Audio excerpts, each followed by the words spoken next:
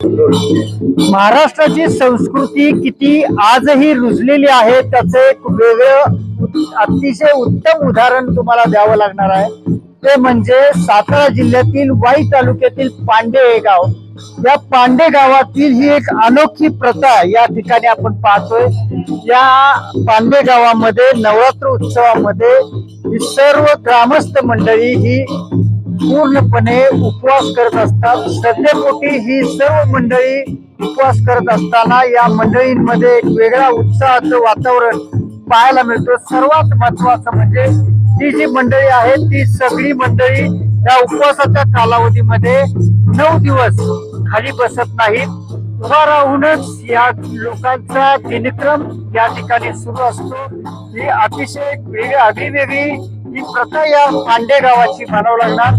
या पांडे गावामध्ये आल्यानंतर तसं जर पाहिलं गेलं तर प्रत्येकाच्या हातातली ही काठी पाहिल्यानंतर थोडस भीतीचंही वातावरण वाटू शकतं, कारण लाठी काठी म्हणलं की थोडस भांडणाचं रूप आहे की काय असं एकंदरीत पाहण्याचं ह्या नजरेनं पाहावं लागेल। मात्र तसं नाही तर ही एक श्रद्धा आहे। ज्या लोकांना कंटाळा येईल त्यांनी या काठीचाच आधार घेऊन या ठिकाणी उभं राहायचं। आणि सगळ्यात महत्वाचं म्हणजे या काळभैरव मंदिरामध्ये ही सगळी मंडळी ही उपवासाच्या या 9 दिवसाच्या कालावधीमध्ये याच ठिकाणी उपवासाच्या निमित्तानं उभारलेली असतात। सर्वात महत्वाचं एक विषय सांगावा लागेल तो म्हणजे या ठिकाणी एकही व्यक्ती उपवासधारक हा त्यांच्या घरी जात नाही, उलट याच परिसरामध्ये या मंदिराच्या परिसरामध्ये तो 9 दिवस आहे त्या परिस्थितीमध्ये असतो। घरी आंघोळीलाही जाता येत नाही, घरी घरांकडे ही लोक जात नाहीत।